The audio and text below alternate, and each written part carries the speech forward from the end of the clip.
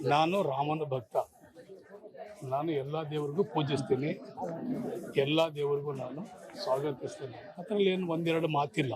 ನಾನು ಮೊದಲಿಂದ ಹೇಳ್ತಾ ಇದ್ದೀನಿ, ಇವತ್ತು ಹೇಳ್ತೀನಿ.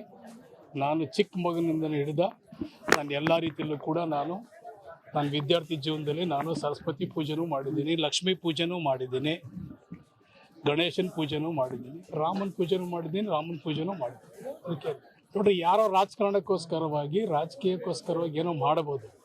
ಆದರೆ ಕಾಂಗ್ರೆಸ್ ಪಕ್ಷ ಯಾವತ್ತೂ ಕೂಡ ರಾಜಕೀಯವಾಗಿ ದೇವರನ್ನು ಬಳಸ್ಕೊಳ್ಳುವಂಥದ್ದು, ಧರ್ಮವನ್ನು ಬಳಸ್ಕೊಳ್ಳುವಂಥದ್ದು, ಜನಗಳನ್ನು ಒಡೆದು ಪಕ್ಷ ಮಾಡುವಂಥದ್ದು, ಅದು ರಾಜಕಾರಣಕ್ಕೋಸ್ಕರ ಮಾಡ್ತಾರೆ. ಕಾಂಗ್ರೆಸ್ ಪಕ್ಷ ಅದರಲ್ಲಿ ಏನಿಲ್ಲ. ಕಾಂಗ್ರೆಸ್ ಪಕ್ಷಕ್ಕೆ ಅದರದ್ದೇ ಆದಂಥ ಸಿದ್ಧಾಂತ, ಬದ್ಧತೆ, ಶಿಸ್ತು ಎಲ್ಲವೂ ಇದೆ.